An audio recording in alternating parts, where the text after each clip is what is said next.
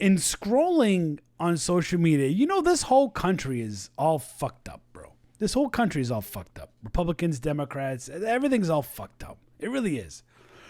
But what's even more fucked up is this one lady I've been looking at on social media. And I found a compilation of this lady.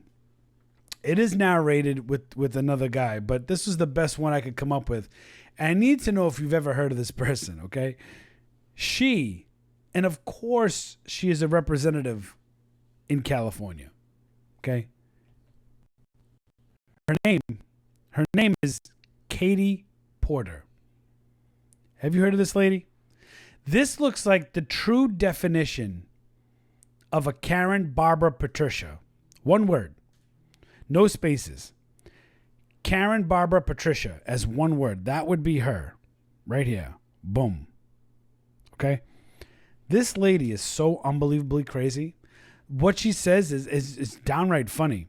And I need to know if you've ever heard of her, number one. Number two, you're about to. All right? These are going to be Katie Porter's best moments. Prematurely to air pollution and other problems, and the state could lose. Get out of my fucking shot. I wanted to tell you that that's actually incorrect. It's not that. It's. Oh my God! Somebody walked in her shot. She just said that, bro. Electric vehicles. It's that if we don't meet the commitments under the Paris Climate Accord. Okay, it does. Okay, you also were in my shot before that. Stay out of my shot. Okay, I'm going to start again with electric vehicles saving us Of course, she's from California. money. I hope she wins. I will openly campaign for Katie Porter in California. I will donate to her campaign. I will knock on doors. This woman is a national treasure. What are you doing? Get out of my fucking shot. I was just trying to get this out of your way. Everything is fake news. Sorry about that. Also, she thinks that she doesn't need Trump voters to win in California. Not the greatest strategy. Play clip. What do you say to the 40% of California voters who you'll need in order to win, who voted for Trump? How would I need them in order to win, man? Well, unless you think you're going to get 60% of the vote. You think you'll get 60%. Everybody who did not vote for Trump will vote for you. That's what you're saying. In a general election, yes. So you don't think I feel you like need this to is vote? unnecessarily argumentative. What is your question?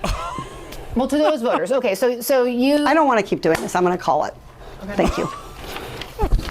That is a typical Californian liberal. Cannot handle conversation. Her forehead, look at her forehead. Her hairline starts in the back of her neck. You're not going to do the interview with us? Nope, not like this. I'm not. Not with 7 follow-ups to every single question you ask.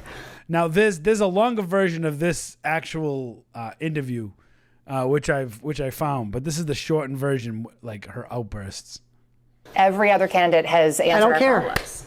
See, that right there embodies why Democrats are losing. You can't handle a softball question from a left-wing friendly reporter. This is a common trend with Democrats. Just like Kamala. This is crazy. They refuse to show up and take hard questions.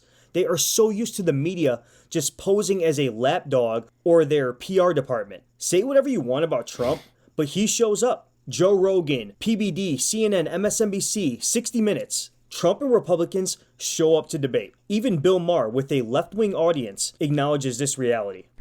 Now, real quick, I just want to tell you, this guy, it looks like a new channel, 141 subscribers, 92 views. He's got to record his shit in horizontal, man. This vertical shit, I can't stand it. People ask me all the time, why haven't you ever had Hillary or Bill Clinton on? Why didn't you have Kamala on during the last campaign? You think we don't ask? We ask these people every week. They say no. It took 8 years and a petition to get Obama on. And these are people, all people I voted for. Think about that. They're afraid to come on the show of a guy who voted for them. The Republicans, they show up. And when they do, they take their beating like a man. You haven't seen anything yet. It gets so much better. Here she is back in 2022, asserting that pedophilia is not actually a crime, but an identity. Play clip. This allegation of groomer and pedophile, it is alleging that a person is criminal somehow and engaged in criminal acts merely because of their identity. Oh my God. She needs to get her face, man. Man, just imagine. And she has kids, bro. This lady has kids, man. Their sexual orientation, their gender identity. So just for clarity, there's a growing faction in the Democrat Party, mostly in the West Coast nutjob sect of the left, that refers to pedophilia as minor attracted persons, aka MAPS. They even have their own flag now. So Oh my God, everybody has a flag, bro. Everybody has a flag. It's so seeking to win over the votes of California perverts. And just for conciliation, I do not believe that the majority of American Democrats support this position. This is a fringe minority. I don't know. I think a lot of Democrats do support this. Period.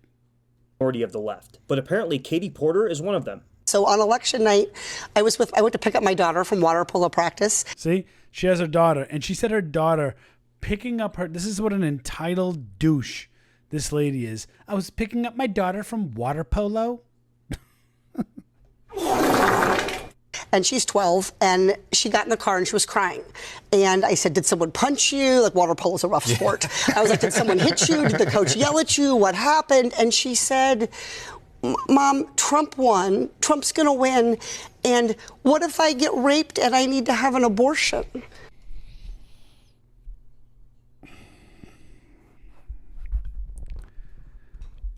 If a 12-year-old is saying that, what if I get raped and need an abortion?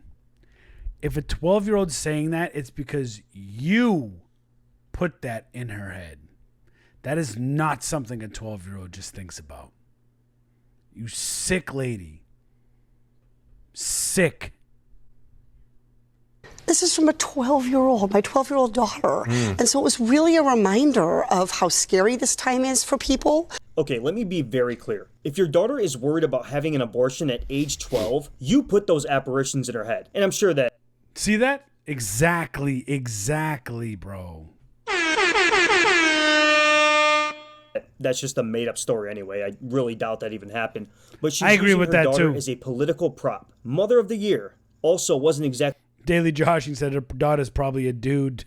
Probably. a model wife either. Her ex-husband filed for divorce in 2013, requesting a restraining order. Shocker there. Alleging that Porter routinely called him an, quote, effing idiot in front of their kids, also shattered a coffee pot because the kitchen was dirty. She even refused to let her husband have a cell phone because, quote, he's too dumb to operate it. Now that's kind of funny. More of this, Katie Porter. I need more. America needs Imagine. more.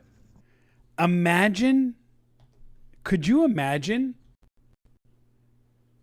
like, being married to that thing? No, really. Could you imagine? I have no words. The fact that she tried to defend pedophilia, the fact that she had a 12-year-old and she said, what if she was graped? Obviously, you know. What if she was graped? Why is a 12-year-old thinking about that? Let me tell you something. I got a 10-year-old daughter. Oh, yeah. It's my favorite sound. I got a 10-year-old daughter. You know what she's thinking about? Roblox. She's thinking about her friends. She's wondering why one of her friends might be talking bad about her. Or why does she like... why somebody's saying she likes a boy when she doesn't, right? Little issues, right? Things that you have to learn how to deal with and cope in life, right? She's not thinking about what happens if I get graped and need an abortion. Like, you sick and twisted retard. Let's get money, motherfucker. Get money. Get money, motherfucker. Get money.